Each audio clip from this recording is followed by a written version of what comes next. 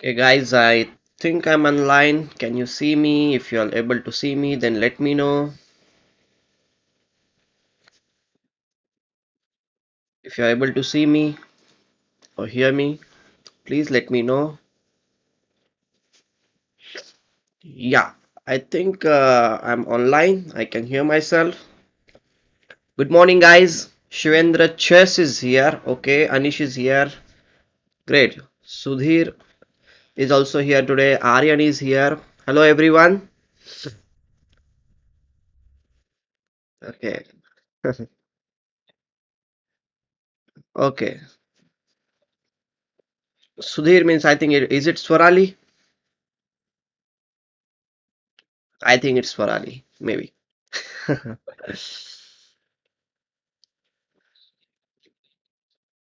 Shahid is also here. Yes, yes, yes. Shahid is also here. So, guys, it's good to see you all here with me. So, today I hope the electricity will be there and we will continue at least without interrupting anything.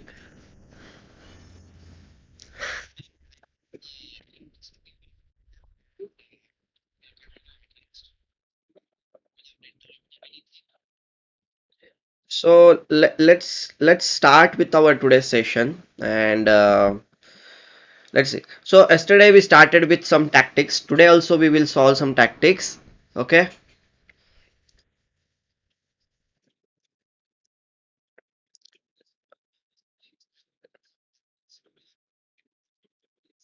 Would you like to solve some tactics now before we start with our today's regular session?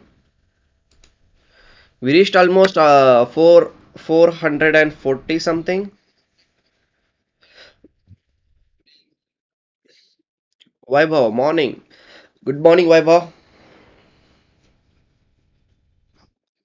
Yes, okay. We will start with the tactics today and then we will figure out what we are going to do. Okay, just give me 1 minute. I am doing the setup here.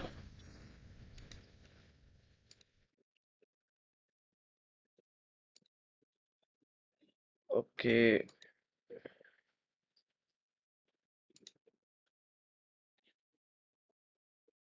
chess.com.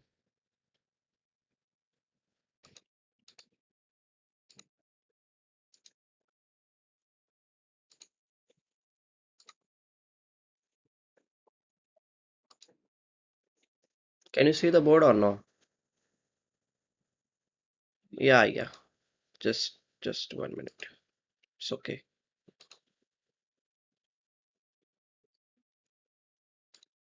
I think still you are not able to see the. No, okay, wait.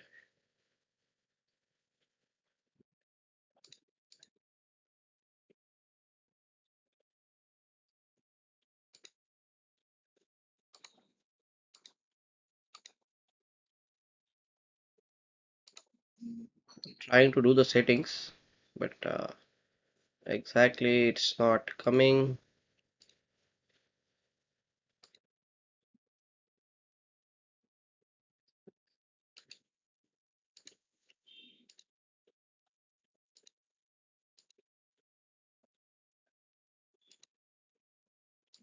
Ah, now it is coming, right? I hope it's now live there. So we can start it today's tactics now. So this is black to play. Yes. So let's start with our.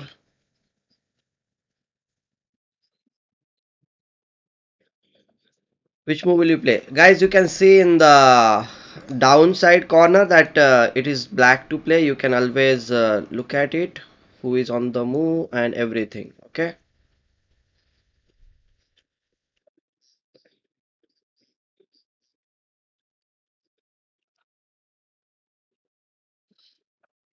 Okay. So let's say for 10 minutes we will be solving easy tactics and then we will go for the further one. Okay. Rook e3 is suggested by Aryan here. Okay. I'll wait for other. Okay. Okay, Krishna is also here. Hello, Krishna. Rook e3, queen d2, and rook into h3. Yes, that looks like a perfect answer to me because once we play rook to the e3 here, we want to attack the pawn on h3 with our two pieces. Yes, correct. And our bishop is also controlling this square, so we will play rook to the e3. Yes, Shivendra, you are right. And if he doesn't play, then we will obviously we won the. So okay, we'll move to the next one. Here, your yes, Aryan, correct. Okay, whenever we are whenever we are solving tactics like this, we should pay attention to this thing that which are the undefended pieces, where can you capture, where can you give the check, and the threat. CCT. Always remember this thing.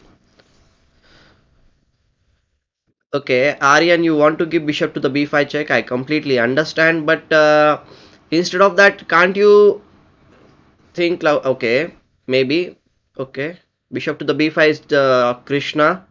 Okay, okay, Swarali is also suggesting bishop to the b5 check. Guys, I think like you're getting good because in this position you can see that the king and the queen are there in the same diagonal and we are supporting this square also. So if we give this bishop to the b5 check,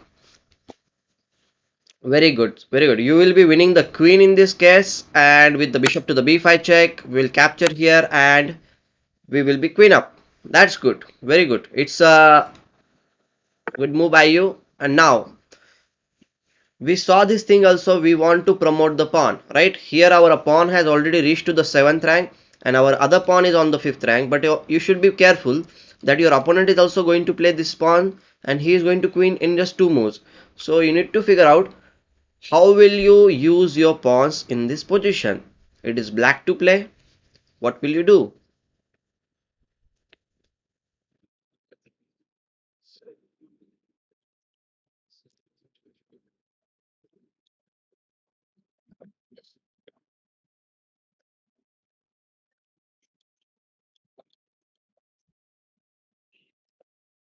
Okay, I'm waiting for your answer.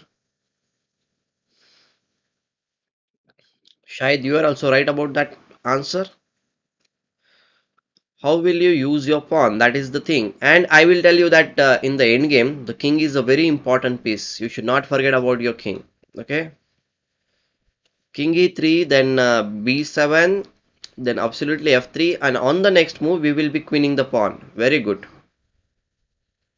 Yes, we should play this so that our opponent will not be able to move around anywhere.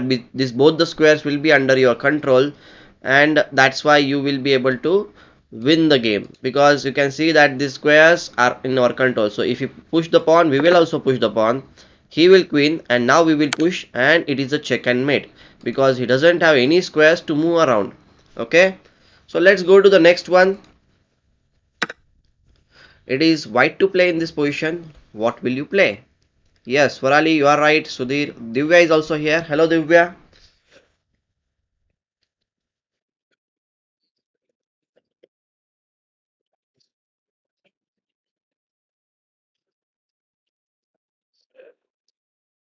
Well, he is saying rook to the d8, check and mate. Okay, this is white to play, and yes, this is a clear cut.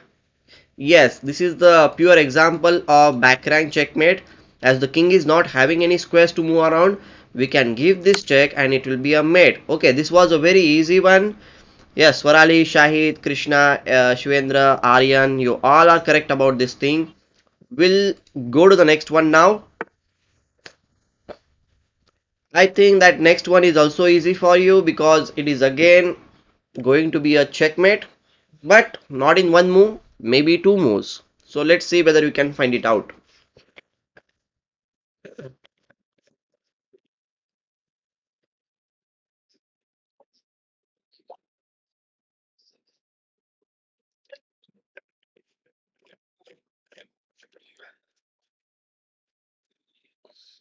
Yes, Anish and Divya, Shahid, you all have come up with a good answer here.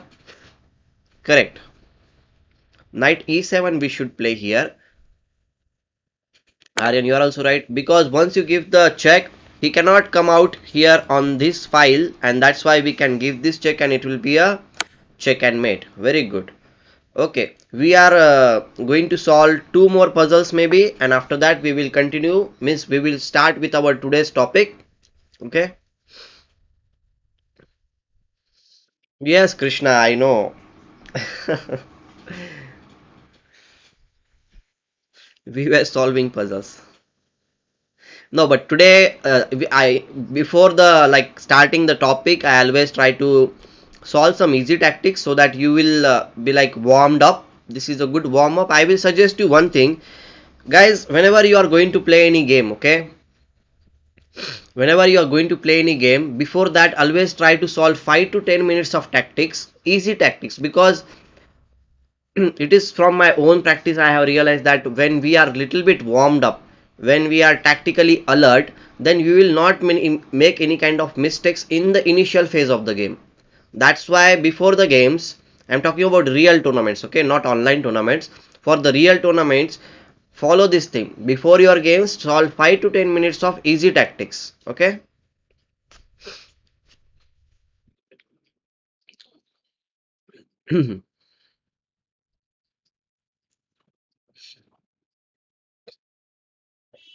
Okay, Divya has suggested Queen A1, Anish, Aryan, everybody has suggested, but you should pay attention to one thing which Divya has written, that your rook on E8 will also be hanging in the end. So once you capture on A1, if you move the king to the square, you must capture here, and then you will be exchange up in that case, because if you move the queen anywhere back, then you will not be able to support the rook on E8 and you will get checkmated in that case. Okay. Okay, one more puzzle and we will start with our today's topic.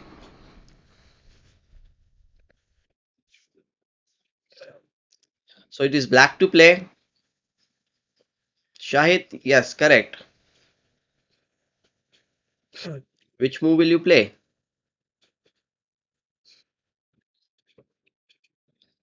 Queen into G2 is suggested by everybody here.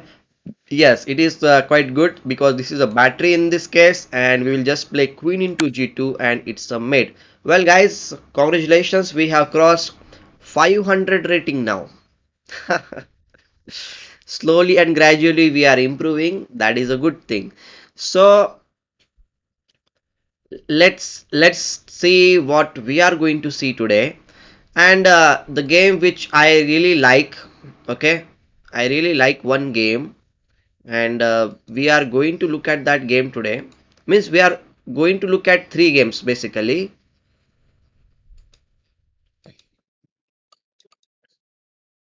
Can you make the morning sessions more harder? Anish, yes, the sessions will be a little bit harder slowly and gradually, because basically I thought about making this morning session so that many beginners will get the help out of it. That was the main idea of morning sessions.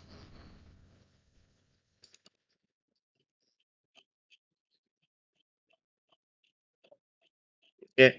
So if I make it harder, then beginners will not understand many things in this session. So I want to make it simple but instructive, and it will be helpful for everyone.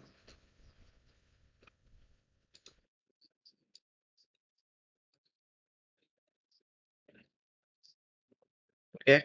I hope you are understanding what I am meaning.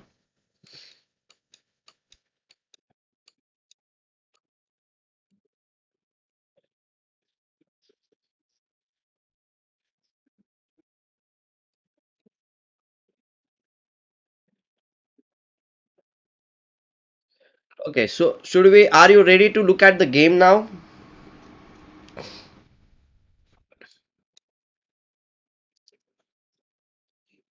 Did you stream yesterday evening? Yes, every day I stream like at least 2 times. Yesterday I streamed for 3 times.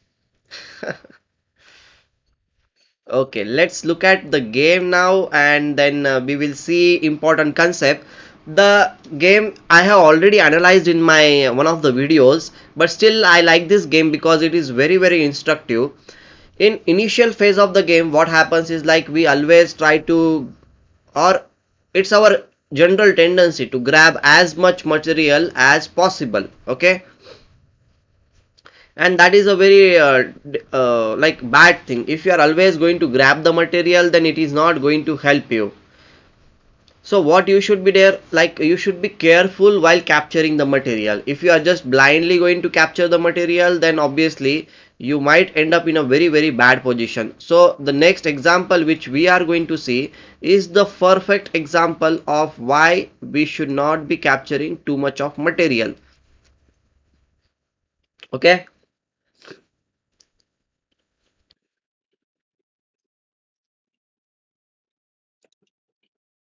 so the game which we are going to see was played or you can say analyzed long back at in the year of 1625.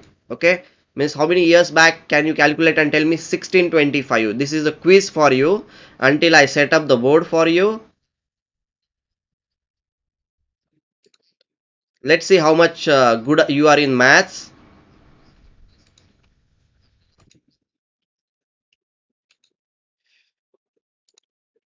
I hope you will be able to.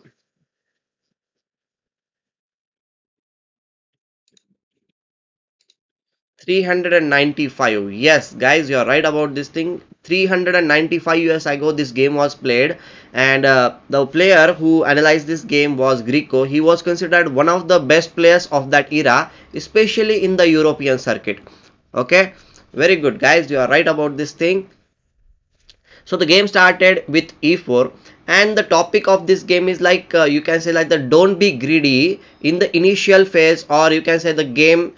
Okay, why you should not be greedy, we will be looking at it. Greedy means what? Always capturing material, not paying attention to your development. As we have seen three important principles in the opening yesterday, the three important principles are, so first of all, you should develop your pieces. Then you should understand that you should develop your pieces towards the center of the board, that is the center control. And the third important concept, which is very important, that is the king safety. Okay, so in this game, black doesn't go for all the like it doesn't understand all the principles, and he makes mistakes which are very common. So let's look at the game and try to find out what did he do. So e4 was played, e5, knight to the f3. This is a good move, that white is developing a piece towards the center of the board, attacking the pawn on e5, right?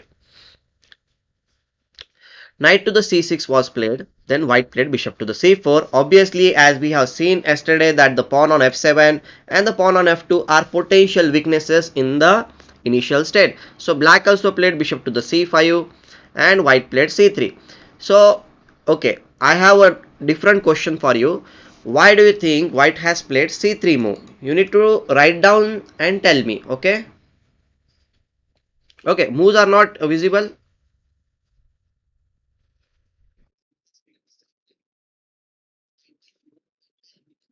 Okay, just 1 minute. Why it is not visible?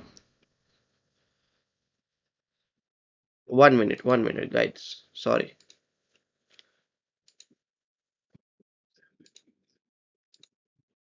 Okay, now is it visible? I'll again go through the moves once again, because I was showing, I was saying e4, e5, knight f3, knight to the c6, bishop c4, bishop to the c5, and c3. This is the position I was talking about. Okay.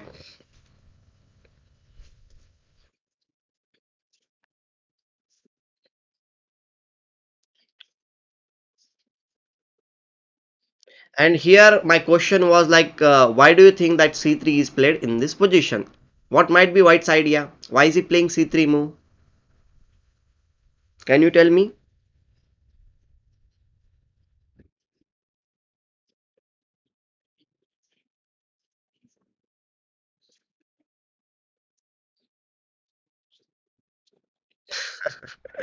Guys, the board was not visible, so sorry about it. Maybe there was some technical issue, but it is back now, right? It is back now. So we should have more likes here, I think, instead of dislikes. There should be only love, not hate. Yes, guys, you are right about this thing. He wants to play d4, and center control is the.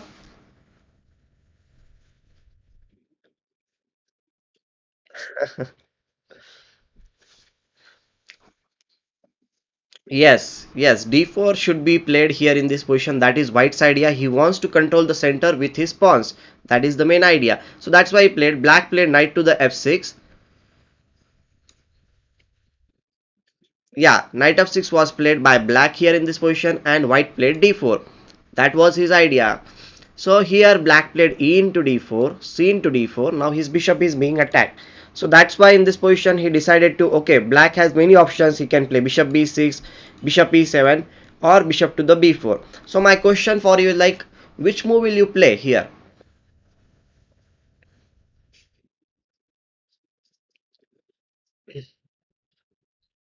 Okay, there are many possibilities in the opening, guys. So every alternative has different names. So we will consider the things which we are going to see in the game. Okay.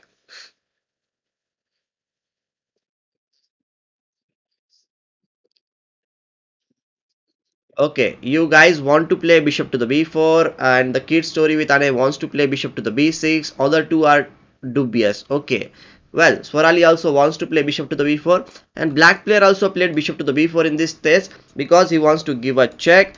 And one more thing is that once he gives the check, black maybe can capture the pawn on e4. That is also one of the possibilities from black side. Here, white plays knight to the c3 because he wants to develop the piece. Here, white can even play bishop to the d2, attacking the bishop on d2, maybe bishop on b4, then maybe bishop into bd2 and knight into d2. This is also a possibility in this opening. And as we can see, these two pawns are there in the center of the board. White is ready to push the pawns e5 and d5 in this case. Here, black should play something like d5, or even he can play d6 in this position, so that he will be ready to control the center with the pawn. Always remember one thing, like whenever your opponent has one or two pawns in the center, you should also have one or two pawns in the center of the board, because only with the pieces you cannot really control the center.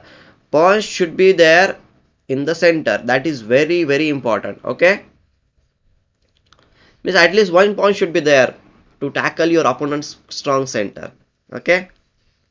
Yeah, bishop e7 in that case looks a little bit passive also. And if you go bishop to the e7, one more thing is that white can play e5.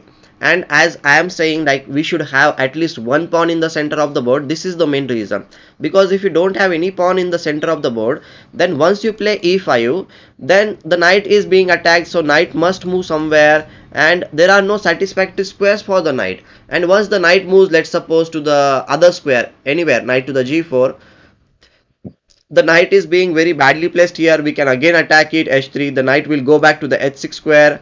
And if you want, okay, yeah, cct, and if you want, we can even play bishop to the h6, or the move which you are suggesting, d5, is also there. Again, we will be dislodging the knights here. So it's very important to control the center with the pawns. Okay, are you understanding this thing? I hope you are understanding.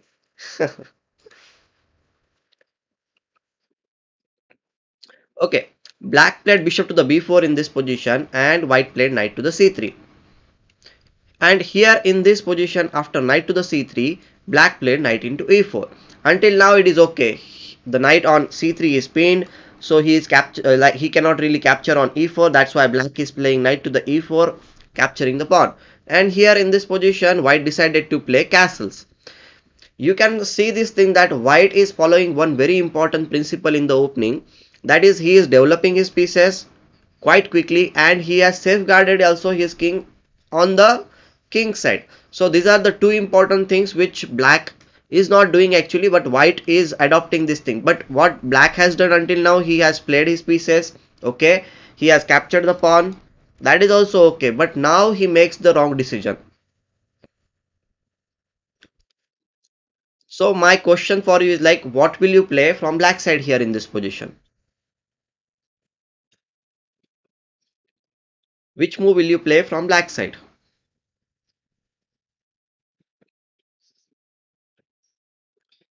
Bishop into c3 is suggested by Divya here. Okay, fine. Anish is also suggesting bishop into c3. Okay, Bokom is suggesting bishop into c3. Good. With the idea of what? Maybe you want to play what? Okay. Hi, Mayur. Thank you for just coming.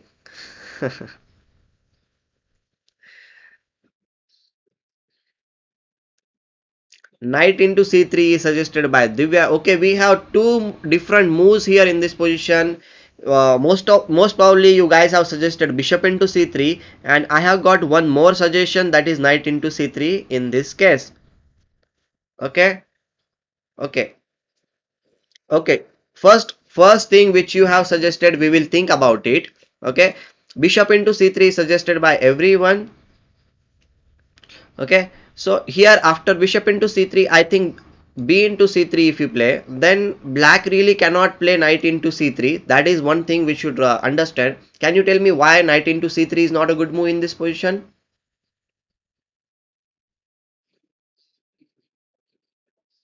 There is a flaw in this move. Knight into means if black goes for capturing yet another pawn, it will be a disaster for him. Yes, queen to the e1 is actually a good move, because with the queen to the e1 move, we are giving the check, as well as we will be attacking the knight on c3, and we will be winning the knight in this case, and that is not a good news for black pieces. So black is not going to play like that. Okay, in this position, if you want to play castle, which was suggested by Shahid, I will say that if you castle in this position, then you are neglecting one thing. Yes, castle, you are neglecting one thing, that the d5 square is not being controlled by you, and white can play d5, and this knight will also move back, and then I think like again we can play queen to the d4, and we will be attacking this knight also here. So before you castle, try to control the center. So the move which is more likely to be played in this position is d5, because by playing d5 move, one thing is that we are attacking the bishop on c4, another thing is that we are supporting the knight on e4. So that is a good move. Maybe he will castle, means bishop to the d3 will be played, and now black will castle. Now he is safe, his center is also good, his bishop is also coming in the game, and that is a good news for him, and white cannot really do anything related to black center. So by playing like this, you should understand that you should always try to control the center with at least one pawn. Okay, I hope you understood this thing. Another thing is that the move suggested by was knight into c3, and actually this is the move which black should not be playing. I will tell you why. By playing this move, first of all, we are capturing here, and the thing is that we have got this open file for the rook. That's why the knight was very important to stay on the e4 square, at least before black castles in this position. Okay, yeah, and one more thing is that our bishop is also being attacked. So yeah, correct. So here black actually should go little bit behind, maybe bishop to the e7, or he has the option of playing d5 in this position, so that at least he will block the bishop's diagonal. Okay, so here if white plays c into b4, then we can play d into c4, but still here white has this d5 move, then knight e7 will be played, and the game will continue. But I will say that white has a very nice control in the position, his bishop is also coming on this diagonal, so it will be quite good position for black. Okay,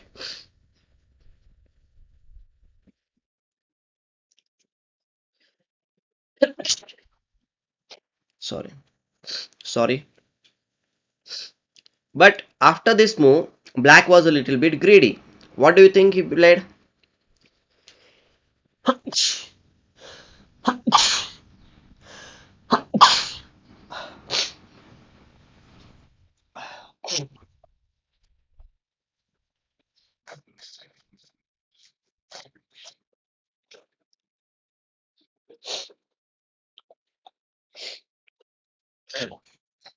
I'm having a little bit cold. Yeah, actually he was a little bit greedy in this case, and Here black played bishop into c3 because he got a little bit greedy, because he thought, okay, I am getting the pawn, why not capture it? And he is even attacking the rook on a1, and his thought process was like, okay, I am attacking the rook here, white might play rook to the b1 in this case, and then I will castle. Okay, and he will be safe, his king will be safe, everything will be safe. Or he can even go for d5 in this position after rook to the b1. And if this check is not able to be white cannot even give this check because our bishop is sitting on the c3 square, and white will just capture here, so that is also not a good possibility from white side. So this was his thought process from white side. But white was having a little bit different thought process here. He thought like, okay, he wants to capture the rook on a1, but I can attack the weakness which is there on the f7 square, as black has delayed the development of his king, like he has not controlled the center, correct? That is also very important for us. And he has not castled in this position. These are the two things which black has not done, and instead of these, what he has done, he has just captured the pawns. Okay, you can see on the board, if you calculate the number of pawns, there are 5 pawns from the white side, and black is having 2 extra pawns. Okay, if you count materially, then you will say that black is ahead in material and he should be better. But if you see the position, then I will say that white is much better than black here. And now my question for you is like, what will you play from white side to take advantage of your opponent's mistake?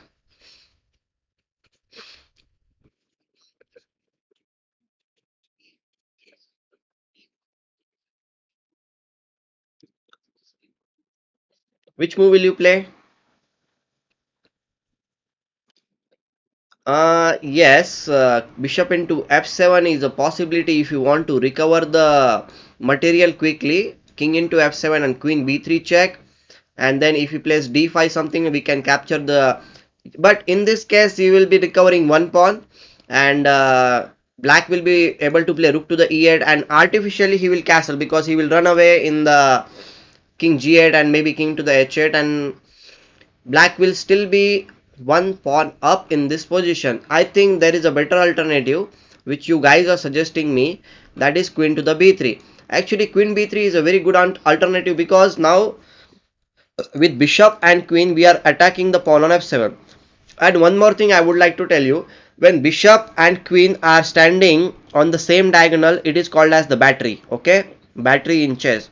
And here black was very happy. He thought, okay, in this position, why can't I capture the rook on a1, because it is just free of cost. So he captured the rook on a1 because he thought, okay, I'm getting a rook, I should capture. But white had a very nice idea in this position. He played bishop into f7, attacking the king on e8, and king has only two moves here, and one of them is, if he plays king to the e7 in this position, then obviously we can play bishop to the g5 check, and we will be winning the queen in this case. Or if he plays something like this move, we can even checkmate win with the queen to the d5 move, and that is not something which black would like to play. Black might play king to the f8, and in that case we will be winning the queen with bishop into d8 and knight into d8. So to avoid these circumstances, black played king to the f8.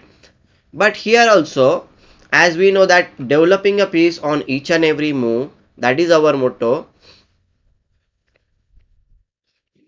Oh really, 400 subscribers? I'm coming or I'm already there? I don't know like exactly how many there. In the morning I looked at it, it was not 400. Okay, here white played bishop to the g5. He played bishop to the g5.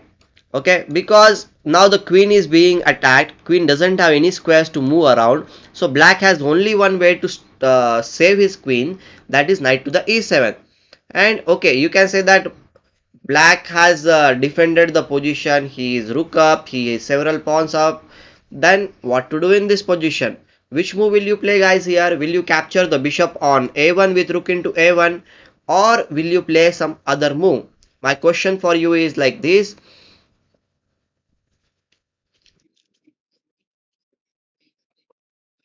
Okay, Aryan, Shahid, you are suggesting rook to the e1 to me. The kid story with Anay is also suggesting rook to the e1. Okay, I will consider Aryan is also okay. Aryan is suggesting rook e1 multiple times. Okay, Anish is suggesting some other move. He is suggesting knight to the e5 to me. Okay,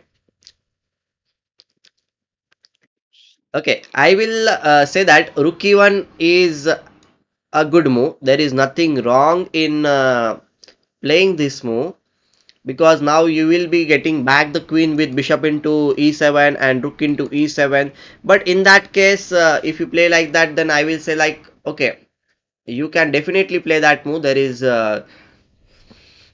not that much wrong with this move. White should be able to win after winning the queen. But here white player wanted to get something more. Rook e1 is definitely a good move. Okay, there is nothing wrong with rook to the e1, because on the next move you'll. Okay, hi Mantrala, good to see you here. But here white player wanted to checkmate black's king because he has neglected his development, so he played knight to the e5. Okay, what is the idea of knight e5? The idea of knight e5 is he wants to play bishop to the g6, and then he will be playing queen f7 check and mate, because there will be two pieces which will be supporting the f7 square. So here in this position black thought, okay, he has not captured my bishop on a1, let's capture yet another pawn, and he played bishop into d4. He is not thinking that what he should be doing here. And here, as I mentioned the idea before, what will you play here from white side?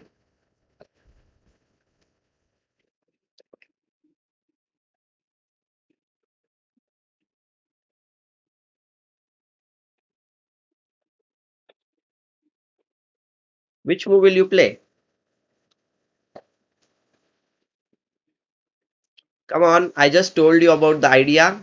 Not queen f3. Before one move, I told you what is white's idea, what he wants to play so that he can give a checkmate on f7.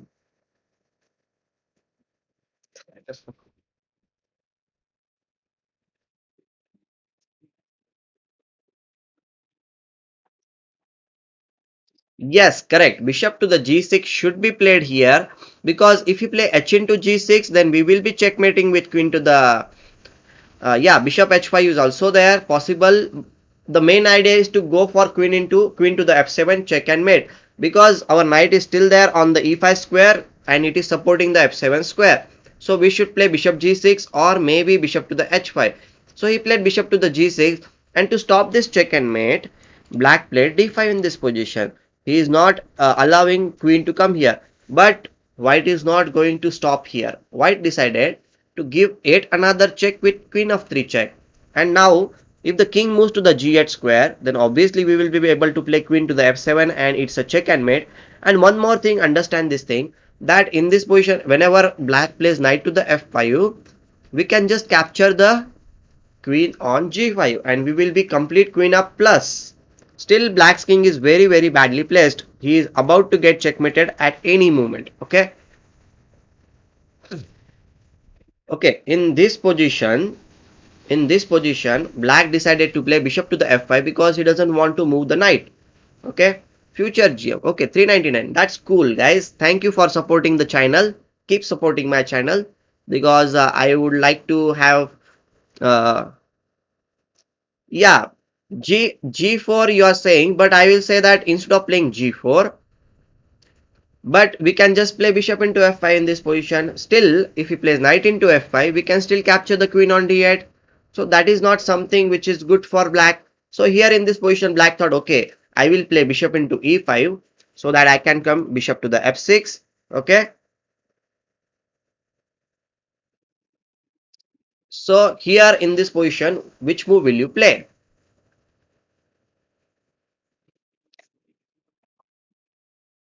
Okay, before. Okay, fine.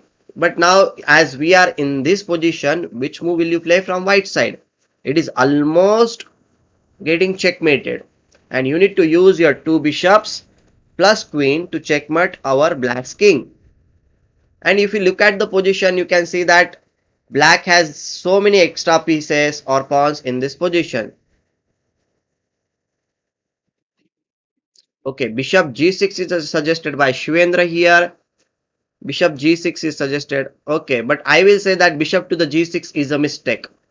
Bishop g6 will be a mistake, because understand this thing, the arrow which I have made with this bishop, the bishop is trying, bishop g6 is going to be played on f6 square.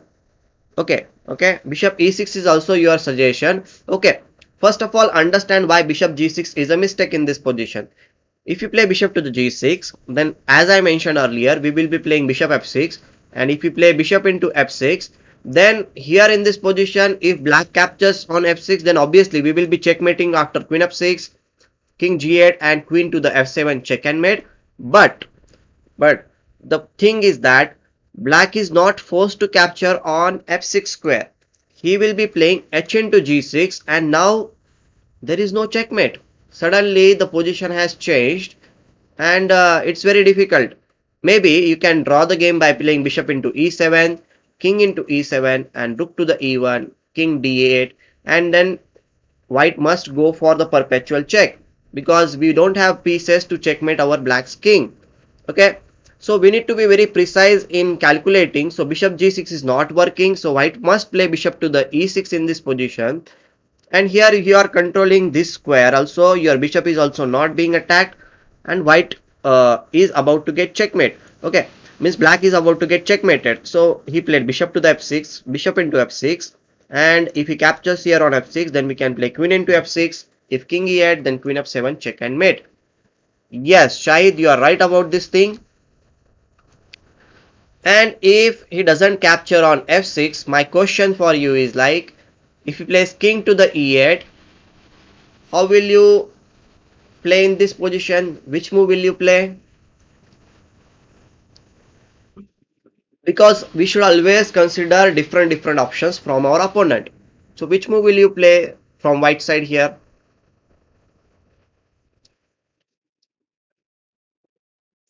Yes, bishop into g7 is actually a good move, because first of all we are going to capture the rook on h8, and if he tries to play or defend the, because and next threat is also queen f7 check and mate, and if he tries to save the checkmate with queen to the d6 move, still we will win the game after queen f7, king to the d8, and now we will just capture the rook. And look at this position, black initially captures so much of material, but in the end it is white who is having extra material, and all these things happened because white's pieces were active, black's king was not safe. These are the most important things in opening. Okay, we should always try to keep the pieces active in the position, we should always have the king safety, and you can see that, look at white's king, it is so safe in this position. Yeah, queen of 8 is also one of the threat in this position, definitely. Okay, correct, correct. The threats are there, and that's why in this position black resigned, means he resigned previously only. Just for the sake of clarity, we went a little bit further. Okay, so guys, did you understand why you should be paying attention to your center? Why you should keep your king in the corner of the board, or you can say you should castle.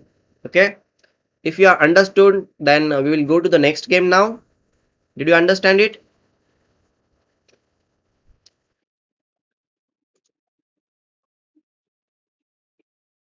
Yeah, their pieces are sleeping on the other side of the board. Yes, okay, fine. So next game we will look at why, in a very simple way. Okay, next game is also very simple. Okay, guys, give me just 1 minute. I will be back. There is someone on the door and I need to open the door. Don't go away. I'll be coming back in just 1 minute. Okay, just come back. Don't go away.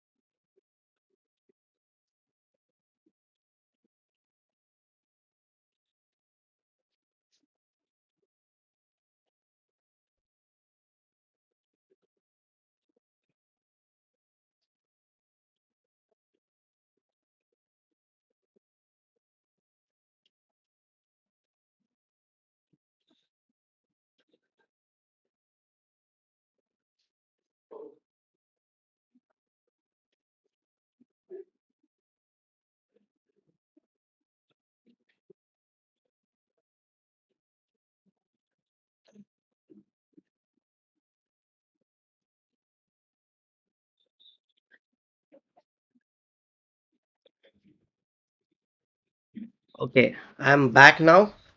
Are you still there with me? Sorry.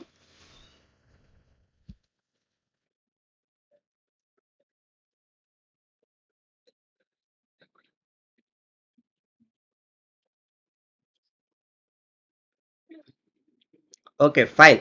So, as I was saying, the game which we are going to see is also interesting, and it will show us the value of controlling the center. What happens if we don't control the center?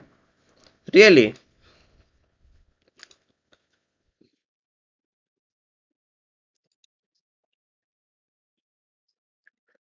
really, we have reached 400 subscribers. Thank you very much, guys. Thank you very much, guys. It's all your support. That's why we have reached 400, and I hope you are enjoying the videos also. Really happy for it. Thank you very much. I hope we will progress more, and we will spread chess to everyone who wants to learn chess. Will go. Okay. Okay. Thank you very much. So,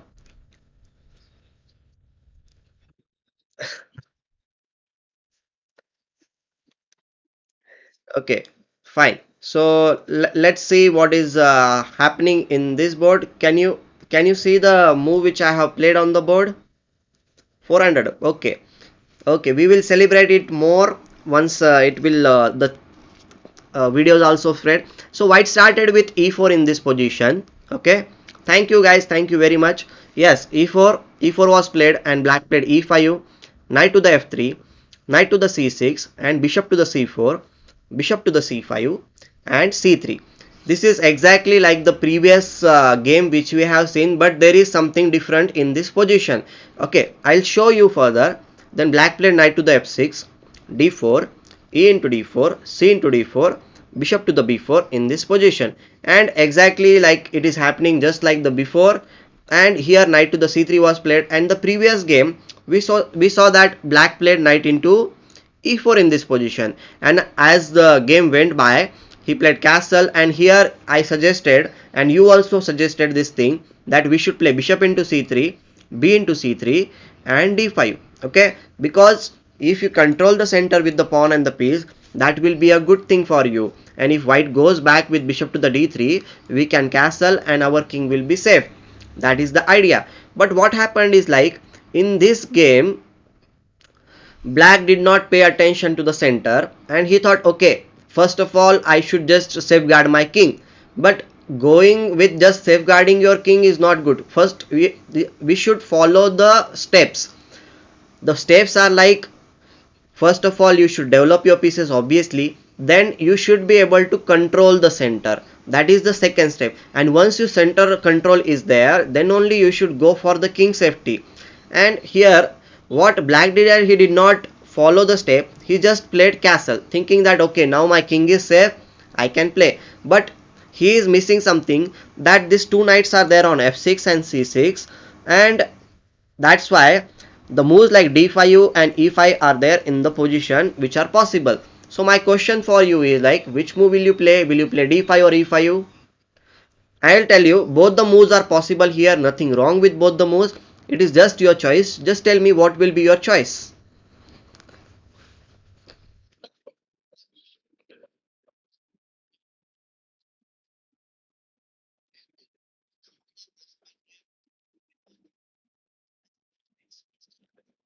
Okay, e5 is suggested by Aryan here. Very good. Okay, e5 is definitely a possibility in this position. The idea is like dislodging your opponent's knight from the position. Perfect. And here maybe he will play knight to the e4, because our knight is pinned in this position. We might play queen to the c2 or queen b3, supporting the knight on c3, and the game will continue. Okay, or we can play d5 also, as I mentioned earlier. This is also a possibility in this position. So in this position white actually played d5, and now you can see the knight on c6 must move from this. This is the main reason why you should be controlling the center with the pawn, because if you don't control the center with the pawns, then your pieces will be attacked by your opponent's pawns, and that's why it is very necessary. Okay, Black played knight to the e7 in this position, as he doesn't have e5 square or d4 square in that case, because in the previous position we will not be able to play these moves. So he goes to the e7 square. Now which move will you play? From white side, whenever it is possible, try to attack your opponent's central pieces. Okay, Aryan, see you. Be there in the evening stream. E5, correct. Shahid, you are correct about this thing. Anish, you are also right. We should attack your opponent's plane with E5. And black played knight to the E4 in this position. Okay, black's idea is to capture on C3 because we will be capturing with two pieces. So what we should do here? Your opponent is attacking the knight on C3 with two pieces. Which move will you play? And we have only one supporter here. Yes, queen d4 is a possibility definitely here. Anish, you are right about this thing. We should support the knight on c3 in this case. But white decided to support the knight on c3. Yeah, castle is also there. But I think like instead of, okay, castling is definitely there. But we are already having a great position. Okay, our pawns are there already in the center of the board. So why to give up the pawn on c3 when it is not necessary? In the previous game we gave up the pawn because we wanted our rook on the open file and our opponent's king was there on the open file. But in this position the e file is not opened up. Our opponent's king is already castled. So it makes sense for us to play in a normal way and also attack this queen like knight on e4. So white played queen to the c2 supporting the knight on c3 as well as attacking the knight on e4. So obviously black played knight into c3, b into c3, the bishop is being attacked, bishop went to the c5 square, and now white decided that okay, the center is closed in this position, black doesn't have pieces. Usually, see, whenever you castle, usually we have a knight on the f6 square, but the f6 square knight is not there. It means that the h7 Nashdorf games I will be showing in a series. I will be making a series of Nashdorf games. So not in this series. It will be a different series, Divya. But I will surely show different games. Okay. I'm not showing the opening here. I just want to show you the opening principles and the middle game principles. Okay. It is not about the opening. Don't think about it is about the opening. Okay. It is different. We'll look at some different games definitely.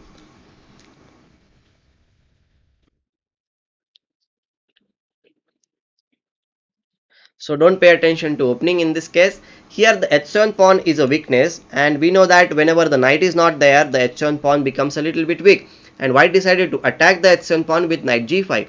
Now white is threatening queen into h7 check and mate, and here in this position black thought that he will play knight to the g6 interrupting this queen's diagonal. So my question for you is like, how will you dislodge this knight from this square? Which move will you play so that this knight will be kicked away from this square? Okay.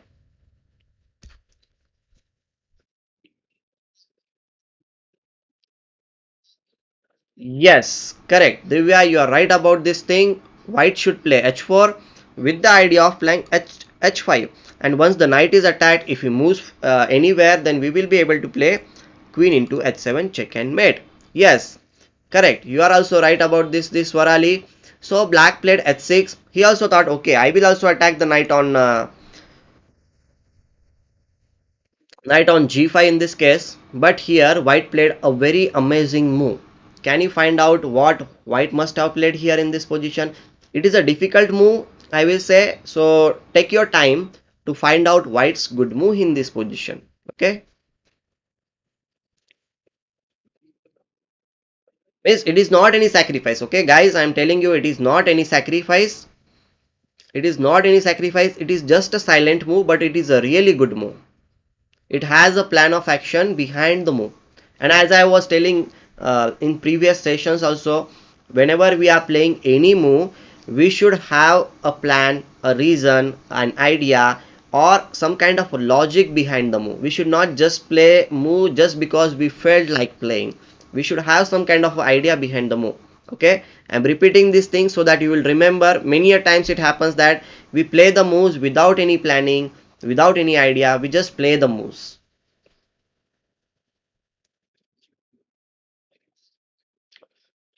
Okay, here as you are suggesting h5, I will tell you white played d6 with the idea of now by playing d6 move the bishop's diagonal is getting opened up, and the second thing is that the queen is actually threatening queen into g6 because the pawn on f7 is a pin pawn. And here okay, black thought okay I can capture h into g5 and yes d6 is, and here white played yet another move. Obviously, he can play queen into g6 in this position to recover the piece. But instead of playing this, he played h into g5. The idea of h into g5 is that still the knight on g6 cannot move anywhere. Wherever he, even if he captures the pawn here, he will get checkmated with queen to the h7 check and mate. So he cannot really move the knight. So black thought, okay, I will play rook to the e8. But now we will just play queen into g6. Our idea is to play queen h7 and then okay, or queen into f7 is also one of the threat in this position. So here if he plays rook into e5 check here, then white can simply play bishop to the e3, and next idea is to play queen into f7 check and mate, which black cannot really stop it. Even if he plays queen to the e8 in this position, can you show me how will you checkmate black's king? This is a two moves checkmate. I hope you will be able to checkmate black's king.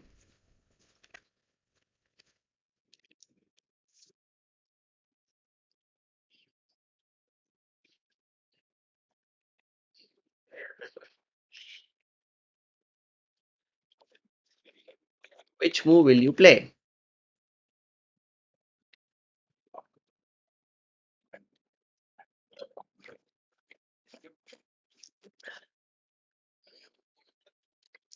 Yes, yes, correct. Shahid, Divya, you are right about this thing. Swarali, you are also right. Yes. Queen h7, it will lead to a checkmate. After king to the f8, we must play queen h8 and it will be a check and mate. And that's why in the previous position, actually, black resigned because he is about to get checkmated. And in this game, you can see that all these things happened because black did not control the center. If he had controlled the center with his pawns, then his pieces wouldn't have been gone in a different way.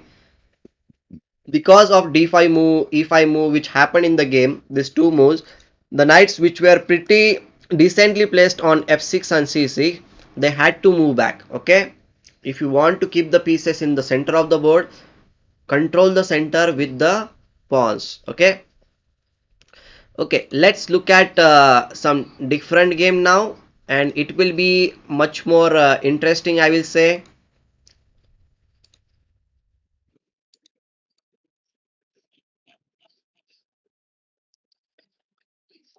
And this time the opening will also be different as he didn't follow principle. Yes, he did not follow the principles. And let's look at one more game by Cole. And I will say you that Cole has invented one opening and it is named after him, that is Cole system, or you can say Cole opening. Okay.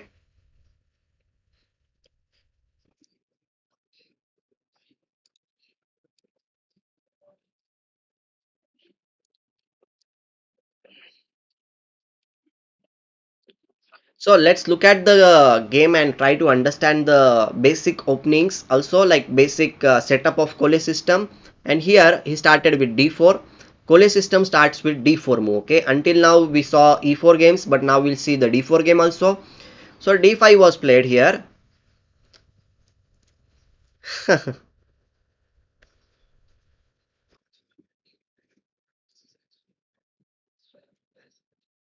Okay, it's Cole system you can say, not Cole opening.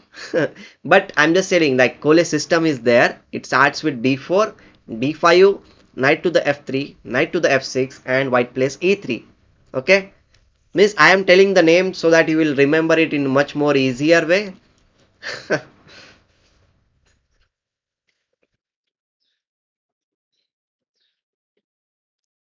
e3, e6, and white plays bishop to the e3. Is it correct, Mantrala? Cole system? He's invented this system. Okay.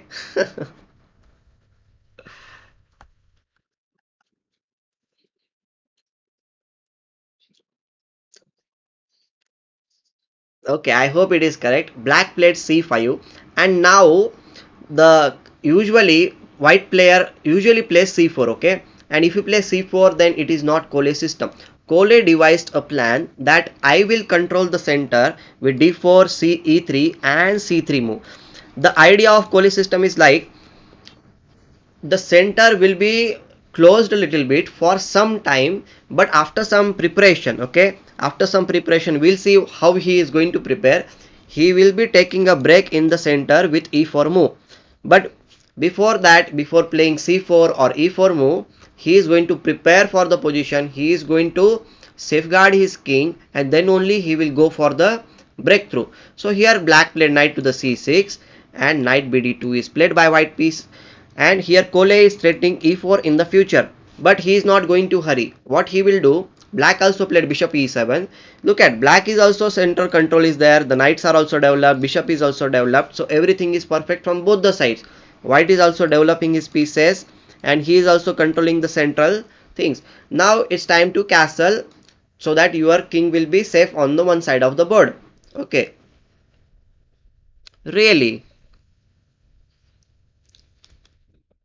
Yeah, yeah, there are many different setups with d4, but just I want to show you this. I want to show you not the opening. I want to show you something else in this opening, like what happens when you don't see follow the principles. Okay, and middle game also. So c4 was played for black pieces, and here white plays bishop to the c2, and now here in this position he plays b5. See, by playing b5 move, I will say that black is not following the general principle that he should castle. Another thing is that one more principle is that you should not play your pawns or pieces again and again if it's not necessary. Now in this position, can you tell me, is c4 necessary in this position for black? Can't he just castle in this position? What do you think? c4 was necessary or it was not necessary? Tell me in chat. Is it necessary move or is it unnecessary move which black played? No, it was not necessary, right? But still he played. That's why I will tell you in the opening, play the pawn moves or play the pieces moves only when it is necessary. Always try to develop a new piece on every move. Always try to bring new pieces on each and every move. Yes. So he played c4. We will see what happens when you play unnecessary moves which are not helping our development. You should play the moves which will help your development. Okay, it should be something which is helpful for your plan of action also. Yeah, he has a plan of action. He wants to play on the queen side, but I will say that you can go for those things after preparation. Go for it, but prepare for it. Yeah, he looks like a pawn structure like Slav, but the opening was invented by Cole, and it is this system of playing c3, d4 and e3 plus the knight d2, bishop to the d3 and castle knight f3.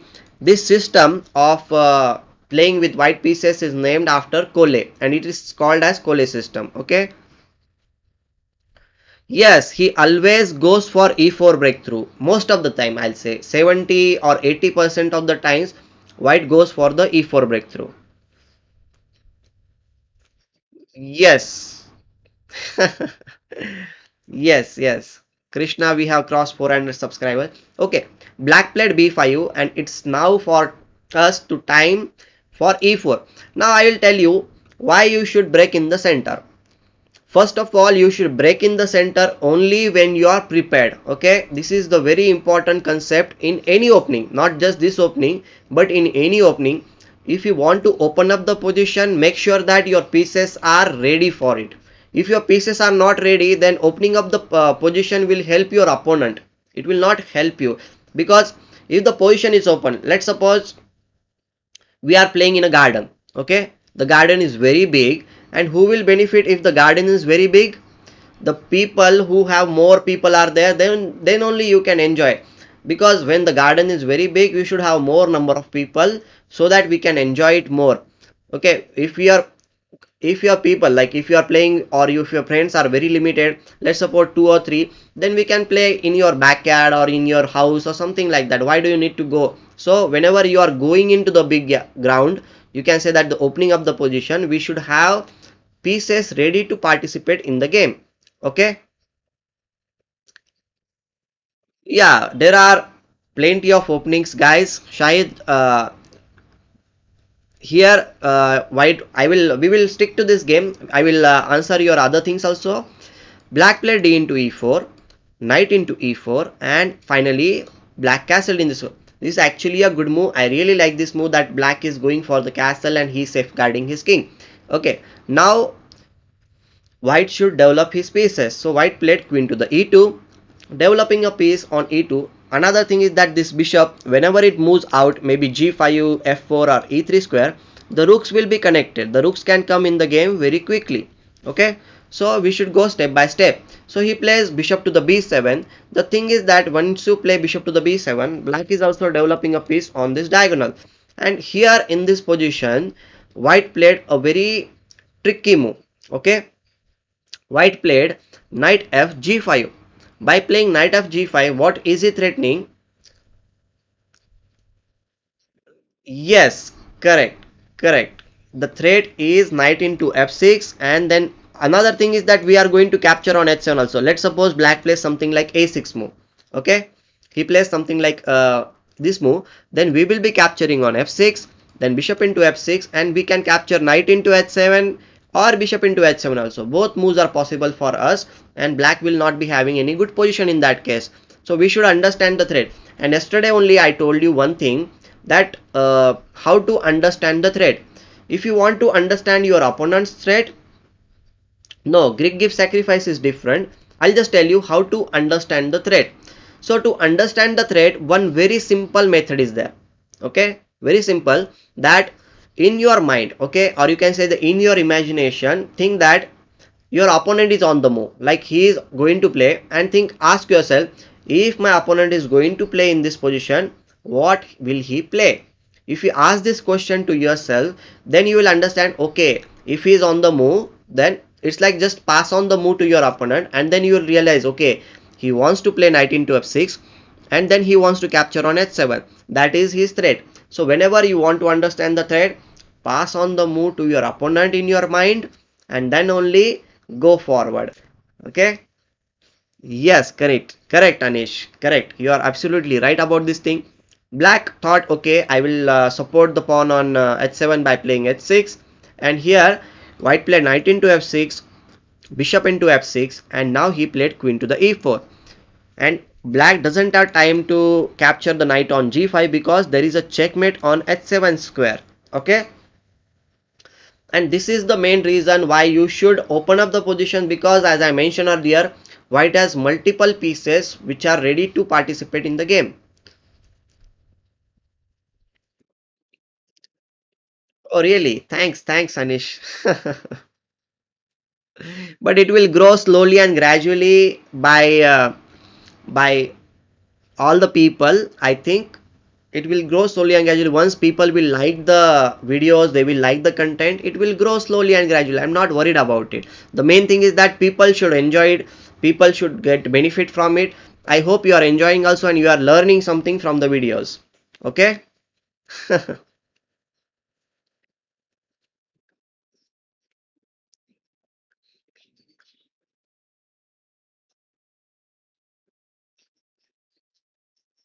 Thank you, Anish. Thank you very much.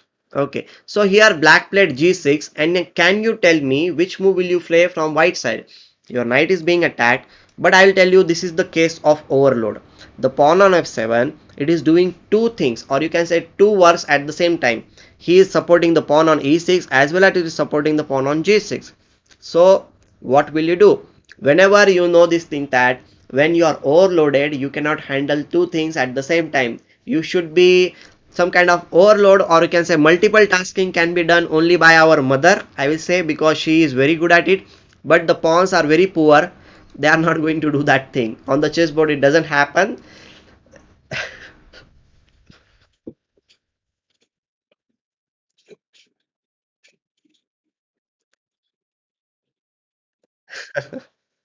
Yes, Mantrala, you are right about this thing.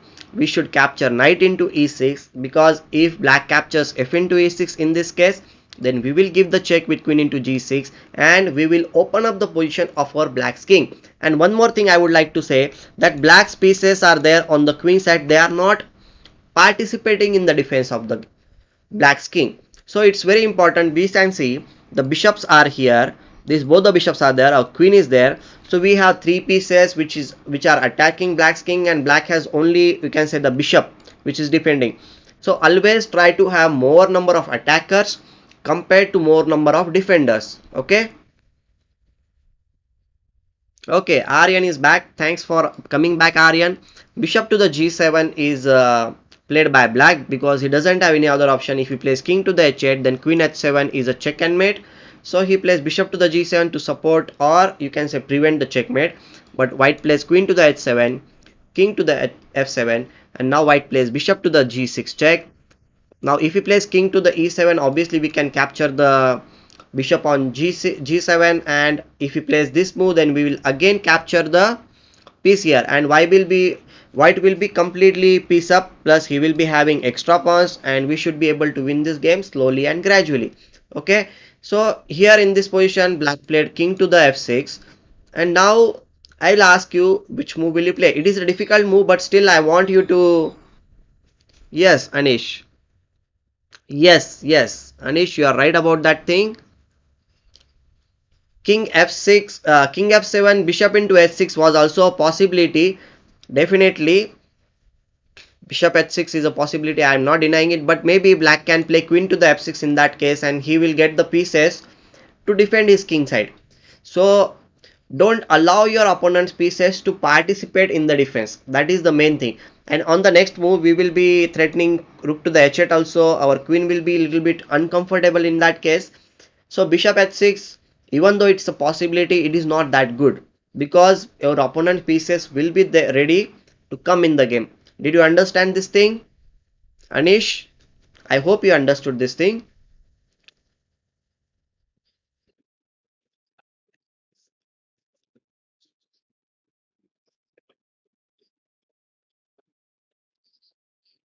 Yes, okay, you have understood this thing. So that's why white played bishop to the g6, not allowing black's queen to come in the game.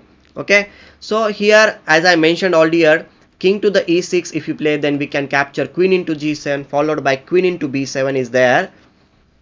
So he played king to the f6, and now again if you play bishop into h6, this is again a possibility. I'm not denying about this thing, but if you play this move, then black can simply capture bishop into h6. If you play queen into h6, then black can play rook to the h8, and again your position is not that good. Your opponent's pieces are coming in the defense, and that is not something which we want. So white played in a very clever manner. What he did, he played bishop to the h5 in this position, and after bishop to the h5, he is threatening queen to the g6 check, and then he will capture queen into g7 followed by queen into b7. So black thought, okay, I will bishop f4, maybe that was a possibility, but bishop h5 which white played in this game is much more better. Now he is controlling the g6 square, and now finally the move which you wanted to play until now. Finally he plays bishop into h6 because now the queen can also come in back in the game, and rook g8 if white black plays to support the bishop on g7. Can you tell me which move will you play here? Actually he played a very difficult move. I'll just show you, but still I'll give you a little bit time to think about this move. Let me know in chat which move will you play.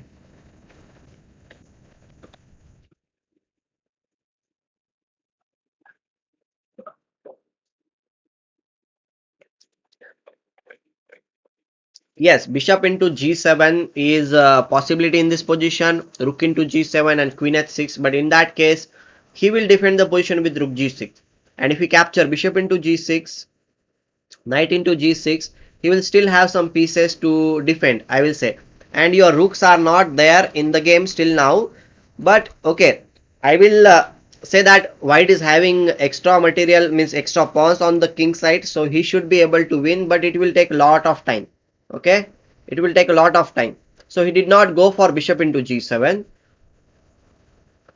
Okay, g4 is being suggested. I will consider bishop g4 is also a possibility, but your opponent is going to capture on bishop into h6, so you should think about that thing also. So g4 also not good. So actually he played a move which is little bit difficult. You should try to control the f4, sorry, g5 square. So for that reason you should play f4 or you should play h4. And he decided to play h4 in this position, because after bishop into h6 there will be a checkmate with queen to the f7. So he cannot capture the piece on h6 because we are now controlling the g5 square. Okay, thank you Harshal. Thank you for joining here. So your opponent is almost trapped here, and if he plays something like any other move, then he is getting checkmated with bishop to the g5 and it will be a check and mate. Okay, so here in this position actually black resigned because he is almost getting checkmated. So from this game we can understand many things. First of all, why you should not delay the development of your pieces. When your pieces are ready, what you should do? Can you answer me? Okay, okay, I have the mic. I can show you my mic. It is new here and it is very good. I hope you are able to see my mic. It is a new mic by which uh, every recording is going on.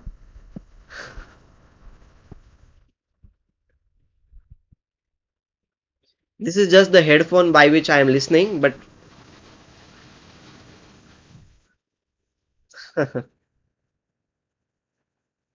yeah, so you can hear me more like clearly now.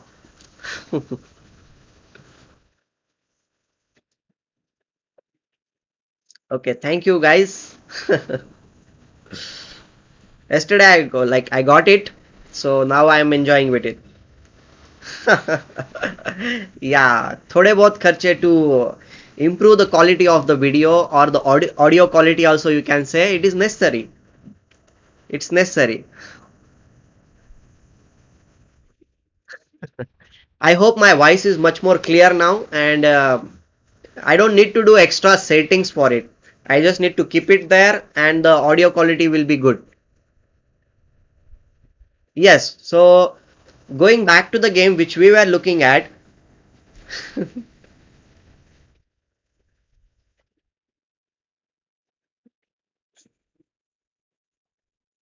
Yes, yes, yes. Thank you guys.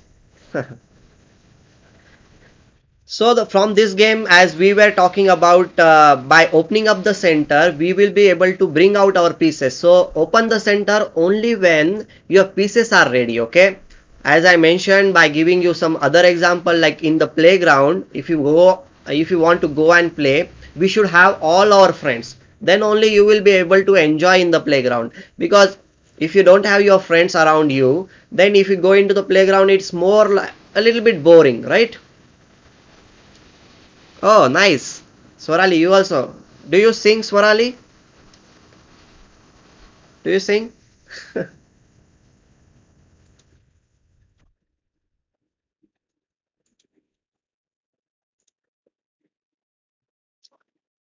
Ah, the key moves surprisingly. Yes, invite everyone for it. Yes, we should have a good mic. That is a necessity, I will say.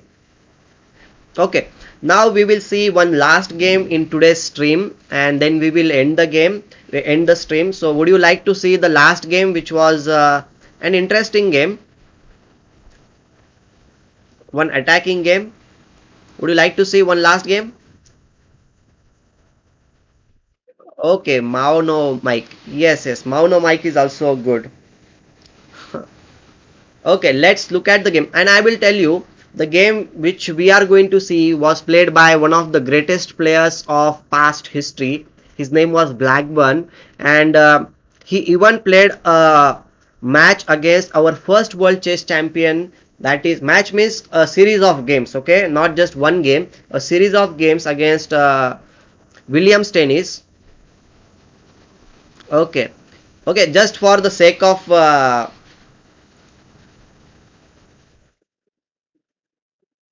Blackburn shilling trap. No, no, no, it's not any trap.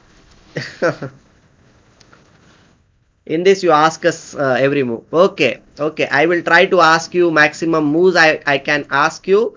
So, this is actually a very short game, and I will say Blackburn was very famous for his tactical play. Okay, and he was considered one of the best players in the era of 1860s to 1890, something like that. In that era, he was considered as a very strong player, and he played against all the top players of the past like Stennis, Anderson, Morphy, and everyone. Okay, so let's look at the game and try to find out how did he play. So he played e4.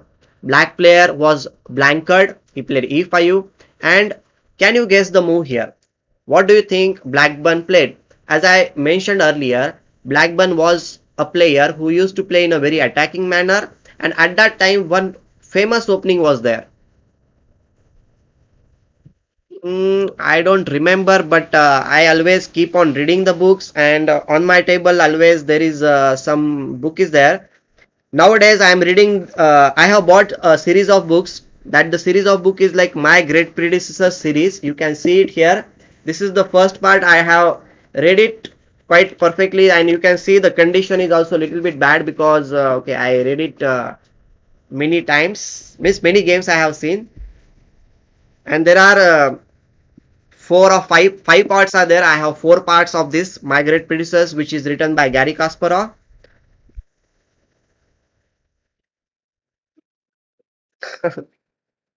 Okay. Yes.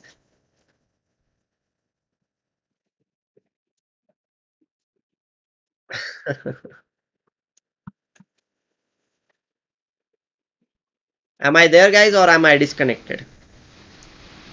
Is there any issue? Oh God.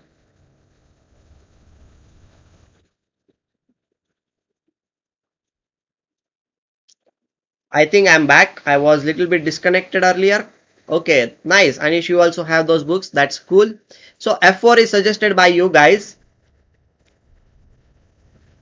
concretely. Okay, F4 was played by Blackburn because King's Gambit opening was very famous at that time. Almost each and every player used to play King's Gambit at that time. Okay, because that era in the 18th century you can say, or 19th century you can say, was called as the romantic era of chess. People used to sacrifice their pieces. They used to just like attack more frequently. And if you want to learn more about this kind of games, I will recommend you to watch my series, that is Paul Morphy series. Paul Morphy was the greatest player of that era. Paul Morphy, Andersons. I have analyzed this game.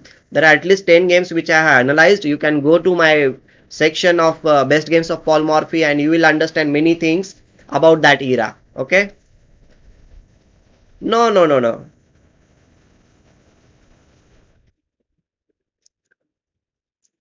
Refuted. No, it's not refuted. Only the thing is that people like to play in a different style now. Okay, black played bishop to the c5 in this.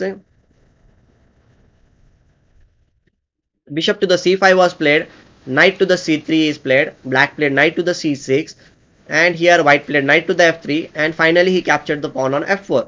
So whenever you capture the pawn on f4, what is really happening is like you are surrendering your center. Means black is surrendering the center. Okay, okay, okay. No problem. We will finish the game very soon. Okay. Okay. Here as the surrender, like as I am telling you, the center is surrendered by black. What you should play here?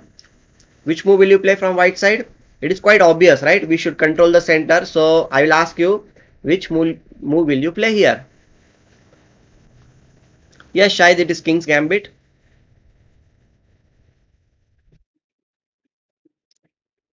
Okay, Mayur, you are at a very right time here because this is the last game which we are going to see in this stream. Yes, D4, correct. Mantrala, Mayur. Yes, Swarali, you are right. We should control the center and that's why D4 is necessary in this position. Black played bishop to the B4 in this position and white captured the pawn on F4. Okay. And here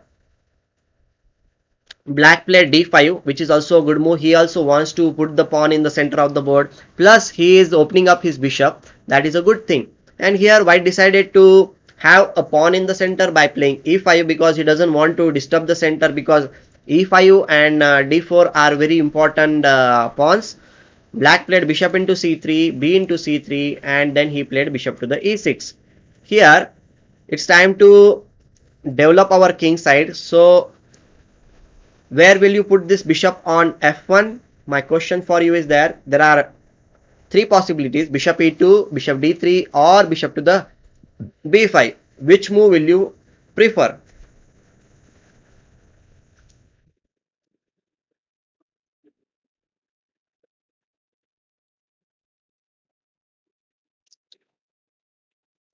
Okay, d3 is suggested by Anish here in this position. Yes, definitely we should put the bishop on d3, because we will be eyeing towards the h7 square. Okay. Okay, Swarali, you want to play bishop to the b5, but I think, okay, you can play bishop here, but it is much more better if you are going to attack your opponent's king side. That is much more better, I will think. Mantrala, bishop b5 is possible. I'm not saying that it is not a possibility, but bishop on d3 looks much more better. Okay, it is because it is most likely that your opponent will castle on the king side, and your pieces should be ready there, because this bishop is also there, the knight is also ready to jump anytime. We will be castling at that time. The rook will also be there to attack the f7 square. Okay, even if he plays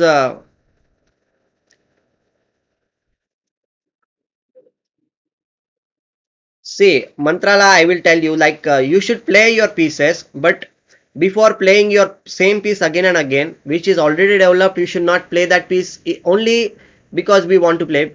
We should play the same piece again only if it's necessary. Otherwise, we should try to bring more pieces in the game on each and every move. New piece should come in the game. That's why bishop d3 should be played, so that we can castle and we will bring the rook also in the game. That is the main idea. Okay, so black thought, okay, knight g5 or such kind of ideas are coming, so he will play h6 in this position, and obviously white castled, and now his rook is also there in this game. Now rook is sitting on this beautiful file, that is the f file. Black played knight g e7, and now this rook is not doing that great. If you see the position, white's all pieces are doing something. These two bishops are there which are aiming toward this two diagonals. The knight is also ready to jump anytime. The rook is also there, but the rook on a1 was not doing that good, so he played rook to the b1. You should always give some work to our pieces. Whichever might be the piece, we should give him some kind of a work. Okay, everybody should work. There should not be anyone in the group or a company, you can say, who is not working, who is just sitting idle. Everybody should have some, so that he will be very happy. Okay, so rook b1 was played, attacking the pawn on b7. Yeah, it will take a lot of time. No, our bishop is already well placed here, so why to place it on a3? It will take a lot of time. Before we play our pieces again and again, which are already developed, make sure that you are developing new pieces first. Okay, so b6 was played by black in this position, and white played queen to the d2, furthermore attacking the pawn on h6. Okay, here finally black made a mistake. He should have gone something like maybe queen d7 in this position, and maybe castle, but still that will also be very difficult position for him, because his pieces are not that coordinated, and black played castles in this position. So can you tell me, how will you take advantage of castle? Because as I was mentioning earlier, we have these pieces which are aiming towards black's king.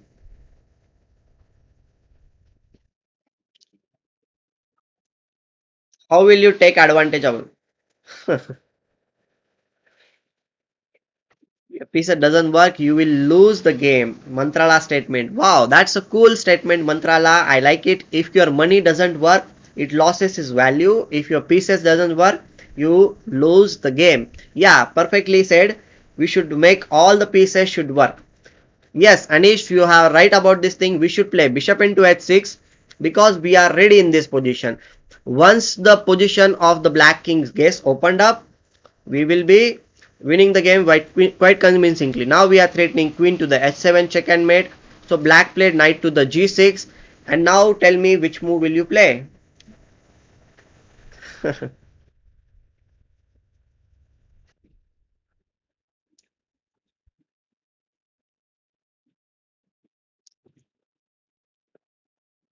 Yes, correct. Knight g5. Again threatening queen h7 check and mate. And here black player thought, okay, I should make a place for my king to run away with king to the f8. So he played rook to the e8, but it is not going to help him. Can you show me mate in three moves? Guys, don't tell me one move, okay? Tell me the complete variation so that you will be able to checkmate black's king in three moves. Okay? Tell me mate in three moves.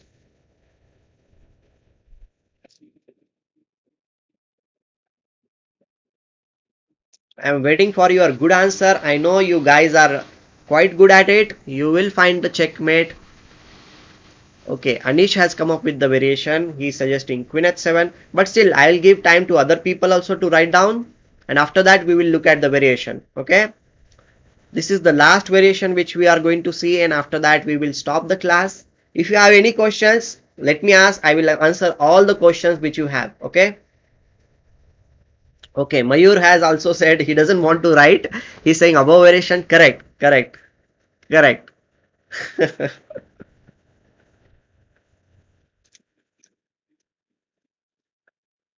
Okay, I got a different suggestion here. He wants to play bishop into g6.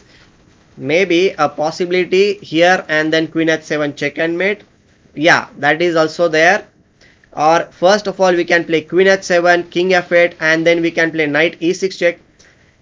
And if we place this move, then we have queen to the f7 check and mate, and rook into e6 if it's played, then queen into f7 check and mate. So all these possibilities, or rook f7, which was suggested earlier by Anish and Mayur, that is also a good move.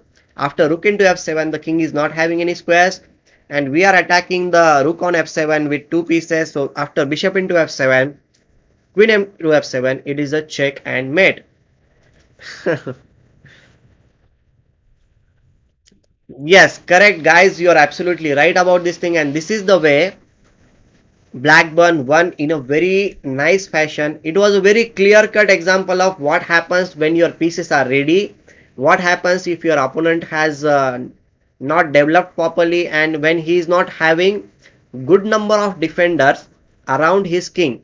In this position, the main reason for black to lose the game was like he was not having the defenders and his pieces were not coordinated, whereas white's pieces are where they were ready to come in the game at any point. Okay, so always try to place your pieces at the position. From there they will be doing some good work. Okay, don't just place them somewhere just because you want to place the piece somewhere. Don't place it there. Try to make sure that they will be having some kind of a future, they will be having some kind of a idea to go ahead. Okay, means it should be a progressive thinking. Did you understand this thing? Did you like today's concept related to the opening and middle game? I hope you enjoyed it. If you have any questions, you can ask me. I will answer them. Otherwise, we will end the stream and we will meet in the evening time at 6:30. And there are other videos also, guys. Please do look at those videos which I have related to classical games, tennis, Morphe, and if you like the channel, then do spread it with your friends also. Okay, Anish, what was your question? Can you repeat it?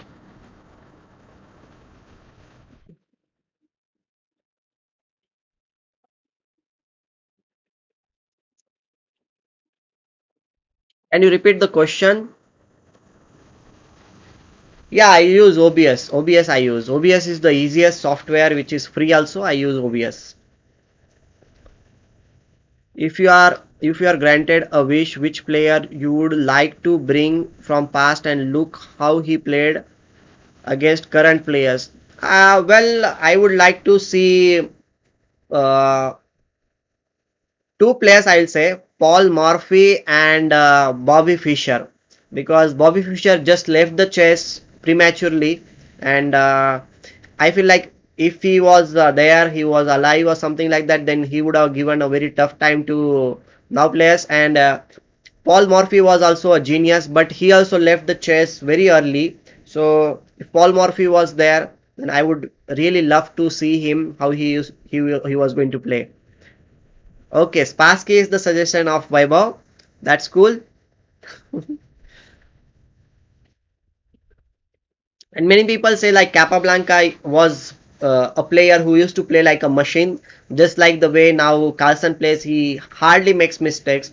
He is very thorough. He is very good in calculation and everything. Okay, Anish is saying Tal. Yeah, we all Tal the magician from Riga. Yes, definitely. We all have different favorites, and obviously my favorite means I have a book also. One of my first books were of Tal's games, so I like to see his games and enjoy his games also.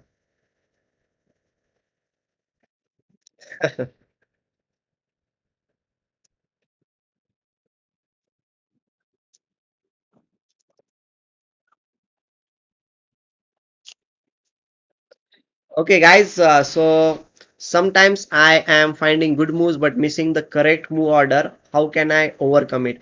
Well, to understand the move order, if you want to correct the move order, I will just say that we should recheck it why one variation is not working. If you find out the flaw, then only you will get the answer.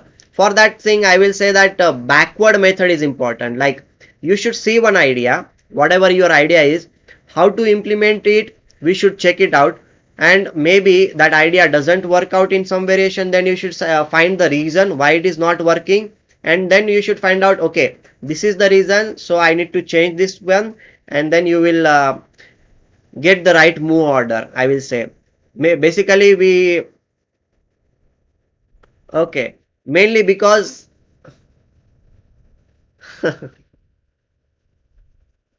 yeah, Mantrala, catch me at 6:30. Okay, bye bye. I hope like backward method is very important when we are calculating about the move order, because sometimes move order is not working because we are not paying attention to your opponent's threat or his idea to defend the position. Okay, uh, did you understand it? Or maybe I will